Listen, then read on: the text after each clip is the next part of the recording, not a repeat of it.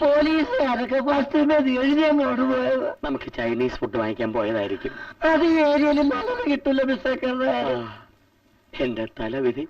ഏത് സമയത്താണോ എനിക്ക് വീടിന്റെ വേലയാടാൻ തോന്നിയത്. വേലിയുമ കിടന്ന പാമ്പിന്റെ അടുത്ത് അരേലി വെച്ചെന്ന് പറഞ്ഞ പോലെ. അത് ശരിയല്ലേ കാരണം?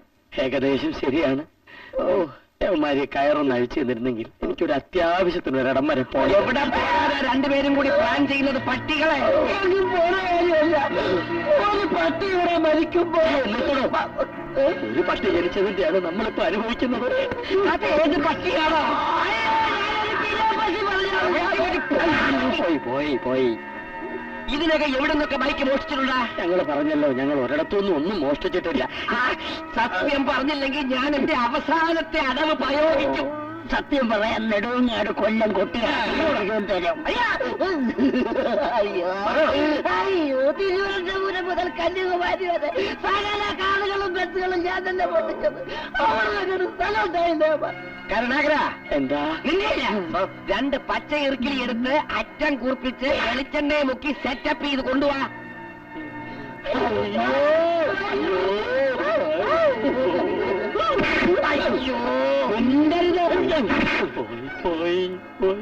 എന്റെ ബാലഗോപാലനെ എന്നെ തെറ്റിക്കുമ്പം പാടടി കരണം അവനെ.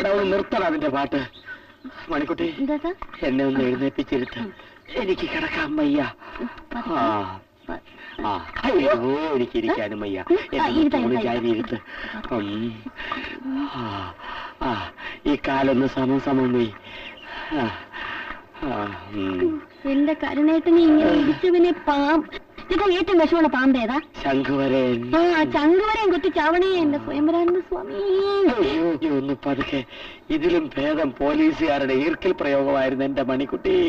എന്റെ മണിക്കുട്ടി വലിയ സ്നേഹത്തിലാണല്ലോ. എണ്ണയിട്ട് തീരുന്നവരേ ഉള്ളൂ. എന്താ? നമ്മുടെ സ്വന്തം ആളല്ലേ അവള്. നീ തീരുന്ന നല്ല സുഖം. കരുണേട്ടാ, ഈ മർദ്ദത പിടിച്ച് കഷായവാ. ഹേമദണ്ഡ മുഴുവൻ മാറിക്കിട്ടും. വിനാശകാല വിപരീത ബുദ്ധിന്ന് കേട്ടിട്ടേ ഉള്ളൂ. നീ എന്തിനാ കരുണ വല്ലവന്റെ ഒക്കെ മോട്ടോർ ബൈക്കിന്റെ പുറകെ പോയത്? എല്ലാം ഈ കുരുത്തം കെട്ടവന് വേണ്ടിട്ടല്ലയോ? ഇവന് വേണ്ടിട്ടോ? എന്താണ് വെറുതെ പറയണമേ. അനാവശ്യം പറഞ്ഞാലുണ്ടല്ലോ, നടന്ന കാര്യങ്ങളൊക്കെ ഞാൻ അങ്ങോട്ട് തുറന്നു പറയും. ഇനി സാറെന്തോ തുറന്നു പറയാതിരിക്കുന്നത്? കാരണം അവന് മോട്ടോർ സൈക്കിൾ വേണമെങ്കിൽ ഞാൻ വാങ്ങിച്ചു തരില്ലായിരുന്നോ? കണ്ടവന്റെ ബൈക്കും സ്കൂട്ടറും ഒക്കെ മോഷ്ടിക്കേണ്ട വല്ല കാര്യമുണ്ടോ? ഇപ്പൊ തറവാടിന് തന്നെ മാനക്കേടായില്ലേ? ഇപ്പൊ നാട്ടുകാരൊക്കെ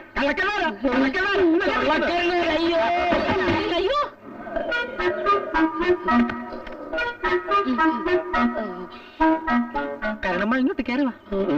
ഈ അവസ്ഥയിൽ ഇവിടെ നിൽക്കുന്നതാ നല്ലത്. അവസ്ഥയുടെ കാര്യം പറഞ്ഞപ്പോഴാ ഓർത്തത്. ജോൺ സാമുവൽ ജീവിച്ചിരിപ്പുണ്ടോ എന്തോ.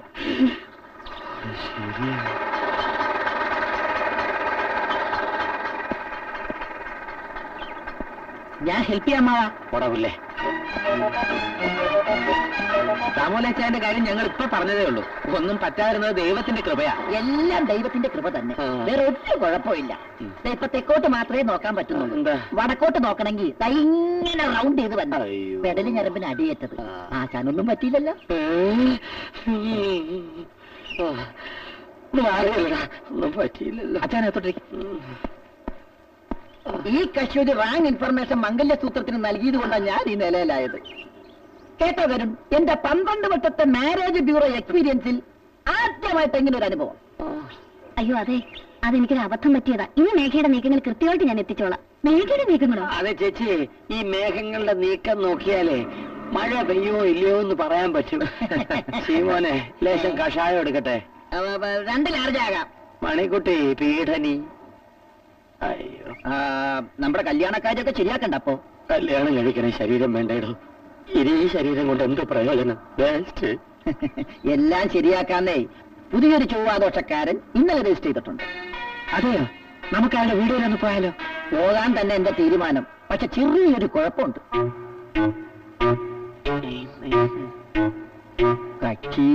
കക്ഷി എണ്ണ കറുപ്പാ. എണ്ണ കച്ചവടം? എണ്ണ കറുപ്പാണെന്ന്. കറുപ്പാണെന്ന് ഉറപ്പാണോ? കറുപ്പാണെന്നാ കറുപ്പും തലയില കുറുപ്പ് പറഞ്ഞത്. കറുപ്പടിക്കുന്ന കുറുപ്പല്ലയോ?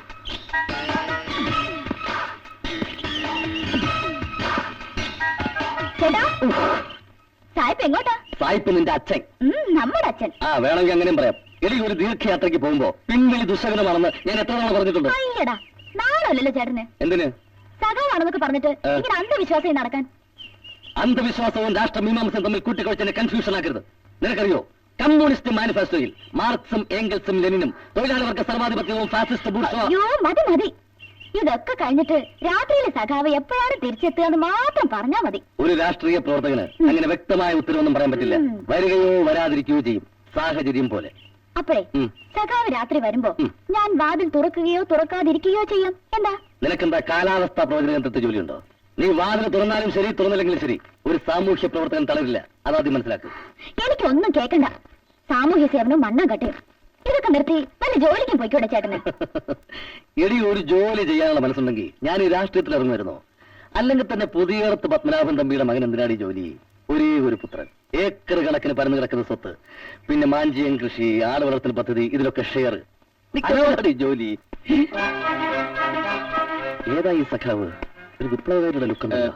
ചൊവ്വ അല്ല, ഇന്ന് ബുധനാഴ്ച. അയ്യോ ചേട്ടൻ ആദ്യം പറഞ്ഞോ, ഇന്ന് വ്യാഴാഴ്ച. അതെ, ഇന്ന് വ്യാഴ. വ്യാഴനും ബുധനും ഒന്നുമല്ല, 7 ചൊവ്വയുണ്ട്, രോഹിണി നക്ഷത്രം, പേര് മഹേഷ്, ആള് വളരെ ഡീസന്റ് ആണ്. അതെ. അയ്യോ, എങ്ങനെ മനസ്സിലായി? ജ്യോതിഷം അറിയാലേ? ജ്യോതിഷം അറിയില്ല, പക്ഷെ പറയും. മംഗല്യ സൂത്രം ബ്യൂറോയിൽ നിന്നും വിവരങ്ങളെല്ലാം തപ്പിയിട്ടാണ് ഞാൻ വന്നിരിക്കുന്നത്. അത് ശരി. അച്ഛനെ കാണാനൊരു ആള് വന്നിരിക്കുന്നു. അകത്തുനിന്ന് സംസാരിക്കാം. വേണ്ട, പുറത്തുനിന്ന് സംസാരിക്കാം. അല്ല, അകത്തുനിന്ന് സംസാരിക്കാം. ഇവിടെ വല്ല കാറ്റുണ്ടല്ലോ, പുറത്തുനിന്ന് സംസാരിക്കാം. എന്നാ പുറത്തുനിന്ന് അല്ലെങ്കിൽ അകത്തുനിന്ന് സംസാരിക്കാം. സത്യത്തിൽ മധുരം ചേർത്തയാ ഞാൻ കഴിക്കാറില്ല. പിന്നിപ്പോ ഹരി ഒരു സന്തോഷ വാർത്തയായിട്ടല്ലേ വന്നിരിക്കുന്നത്. അതുകൊണ്ട് അല്പം മധുരം ആകാമെന്ന് ഞാൻ മോളോട് പറഞ്ഞു.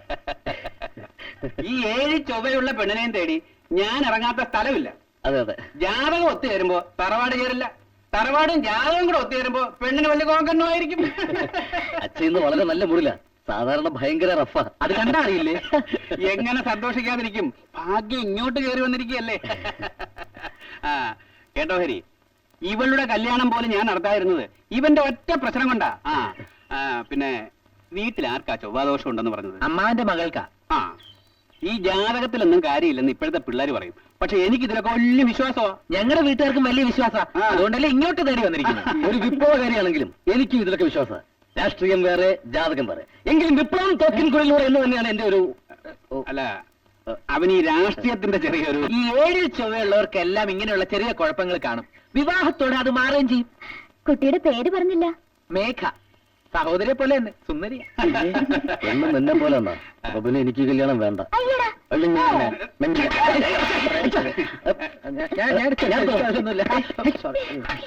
അപ്പൊ പറഞ്ഞതുപോലെ നമ്മൾ നാളെ രാവിലെ മീറ്റ് ചെയ്യുന്നു. ലാൽ സലാം. ആളെങ്ങനെ? സുന്ദരനാ?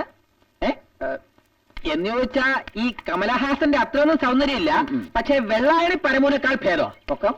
പൊക്കം അമിതാഭ് ബച്ചന്റെ അത്രയും ഉണ്ടാവില്ല. എന്നാ മാധുരി ദീക്ഷിതിന്റെ ചെവി. എന്തിനാണ് ഈ ഗുണ്ടൊക്കെ എന്നോടടിക്കുന്നത്? ആളെ എനിക്കറിയാം. എങ്ങനെയെങ്കിലും തന്റെ കല്യാണം ഒന്ന് നടക്കണം, അതല്ലേ? അതുകൊണ്ടല്ല ചായ, എനിക്ക് മഹേഷിനെ ഇഷ്ടമായി. പക്ഷെ മേഘയ്ക്ക് അയാളെ ഇഷ്ടാവോ എന്നുള്ള കാര്യത്തിൽ എനിക്ക് സംശയം. കഴിഞ്ഞ തവണ പെണ്ണ് കാണാൻ വന്നയാൾക്ക് അവൾ അടി കൊടുത്തില്ലെന്നേ ഉള്ളൂ. ഇവനെയും കൂട്ടിക്കൊണ്ട് താൻ അങ്ങോട്ട് ചെന്നാൽ അടി കിട്ടുന്ന തനിക്കായിരിക്കും. പിന്നെ കാണാൻ നന്നായി മാത്രം പോരല്ലോ, മഹേഷിന്റെ സ്വഭാവം കൂടി മേഘയ്ക്ക് ഇഷ്ടാവണ്ടേ? അയാളുടെ സംസാരത്തിലാണെങ്കിൽ സ്ഥാനത്തും അസ്ഥാനത്തും ഒക്കെ നക്സൽ ബാരിന്നും തോക്കിംഗ് കുഴലിലൂടെ നിന്നും ഒക്കെ കടന്നു വരുന്നുണ്ട്. അത് സാറില്ല. അതിനേക്കാൾ കടിച്ചാൽ പൊട്ടാത്ത വാക്കുകളും പറഞ്ഞുകൊണ്ട് നടന്നിരുന്നവനായി ഞാൻ. ശോശാമ വന്നതോടെ എല്ലാം മാറി. അല്ല, അച്ഛന്റെ കെട്ടിയോടെ പേര് ത്രേസ്യാമ്മ എന്നല്ലേ പറഞ്ഞത്? അതെ. എന്തിയെ? അപ്പൊ പിന്നെ ഇപ്പൊ പറഞ്ഞ ഈ ശോശാമ്മ അതെന്റെ വീട്ടിലെ പുതിയ വേലക്കാരിയാ. ഞാനിനി എന്താണ് ചെയ്യേണ്ടതെന്ന് പറഞ്ഞില്ല. ഞാൻ പറഞ്ഞു തരാടോ. ഈ മംഗല്യം എന്നൊക്കെ പറയുന്നത് സൗന്ദര്യങ്ങൾ തമ്മിലുള്ള സംഘട്ടനമല്ല, രണ്ടാത്മാക്കൾ തമ്മിലുള്ള ബന്ധനമാണ്. ആത്മാക്കളോ? അപ്പൊ മരിച്ചതിന് ശേഷം ഒന്നിക്കുള്ളോ? എടോ, ആത്മാവെന്ന് ഞാൻ ഉദ്ദേശിച്ചത് ഹൃദയമാണ്. I mean liver. എന്നാലും മേഘവും ആകാശവും എനിക്കൊരു പ്രശ്നമല്ല. ഇവിടെ വരുന്ന ഏതൊരു സ്ത്രീയുടെയും പുരുഷന്റെയും കല്യാണം ഈ ജാൻ സഭൽ നടത്തിയിരിക്കും. തനിക്ക് കേൾക്കണ, 2 കാലം തവണ അങ്കമാലിക്കാരി അച്ചാമയെ തൂണിൽ കെട്ടി നിർത്തി പെണ്ണ് കാണിപ്പിച്ച് കല്യാണം നടത്തിയവനാ ഈ ജാൻ. എന്തിന്? കല്യാണത്തിന് ചെറുക്കം വരാഞ്ഞിട്ട് ഡെമ്മി വെച്ച് കല്യാണം നടത്തിയവനാ ഈ ജാൻ. അതാണ് പറയുന്നത്. സൗന്ദര്യം ഇതിനൊരു പ്രശ്നമേ അല്ല. അത് ശരിയാ. അച്ചായന് വരെ പെണ്ണെത്തിയ സ്ഥിതിക്ക് ഇനിയിപ്പൊ ആർക്കുണ്ടെങ്കിലും ഓ എടോ, എവിടെ കറുപ്പുണ്ടോ അവിടെ കരുത്തുണ്ടെന്നാണ് പ്രമാണം. അത് തന്നെയല്ല, ഇപ്പൊ വെളുക്കാൻ ചില ക്രീമുകളൊക്കെ ഇറങ്ങിയിട്ടുണ്ടല്ലോ. അതുകൊണ്ട് എന്താവാനാ? അവന്റെ മുഖത്ത് ക്രീം പുരട്ടി ആ ക്രീം കറക്കുന്നല്ലാതെ ഒറ്റ പ്രയോജനമില്ല. താൻ ഈ കറുപ്പിന്റെയും ചുമ്പിന്റെയും കാര്യമൊക്കെ വിട്. മേഘയ്ക്ക് ഇഷ്ടം തോന്നുന്ന വിധത്തിൽ മഹേഷിനെ മോൾഡ് ചെയ്ത് കൊണ്ടുവരുന്നതിന്റെ ഉത്തരവാദിത്തം ഈ മംഗലസൂത്ര ബ്യൂറോ ഏറ്റെടുക്കുന്നു. കൊള്ളാം, നല്ല ബെസ്റ്റ് പേരാണ് ബ്യൂറോക്ക് ഇട്ടിരിക്കുന്നത്. എന്താ സൂത്രത്തിൽ മംഗല്യം നടത്തി കൊടുക്കുന്ന സ്ഥാപനം മംഗല്യ സൂത്രം. ചില്ലി ചിക്കൻ മേടിക്കണ്ടേ? എടോ, ഒരു പട്ടി ഇവിടെ ജനിക്കുമ്പോ മറ്റു ചില തെണ്ടിപ്പട്ടിയിലൂടെ മരിക്കുന്നു. മരിച്ചവന് പകരം വീണ്ടും ജനനം നടക്കുമ്പോ ജനിച്ചവന് പകരം വീണ്ടും മരണം നടക്കുന്നു. ഇങ്ങനെ ജനനവും മരണവുമായി തമ്മിലടിക്കുമ്പോ ജനിപ്പിച്ചവനെ മക്കളെ മരിക്കാണ്ട് മരിക്കണം. അല്ല, ഈ ജനവും മരണവും നമ്മുടെ കല്യാണ കാര്യമായിട്ട് എന്താ ബന്ധം? ഒരു ബന്ധമില്ല. ജനിച്ചെങ്കിലല്ലേ കല്യാണം കഴിക്കാൻ പറ്റുള്ളൂ. കല്യാണം കഴിച്ചാലേ മരിക്കാൻ പറ്റുള്ളൂ. അത് തന്നെ. നമ്മുടെ അടുത്ത സ്റ്റെപ്പ് എന്താണെന്ന് പറഞ്ഞില്ല. ആ, ഈ മഹേഷും മേഘയും തമ്മിൽ കാണുവാനും സംസാരിക്കുവാനും ഒരു സ്ഥലം കണ്ടുപിടിക്കണം. പറ്റുമോ? എവിടെ? ഐസ്ക്രീം പാറ. മേഘയും കുട്ടി അവിടേക്ക് വരാൻ വർഷയോട് ഞാൻ പറയുന്നു. എന്നിട്ട് ഞാൻ മഹേഷിനെയും കുട്ടി അവിടേക്ക് ചെല്ലുന്നു, കാണുന്നു, സംസാരിക്കുന്നു.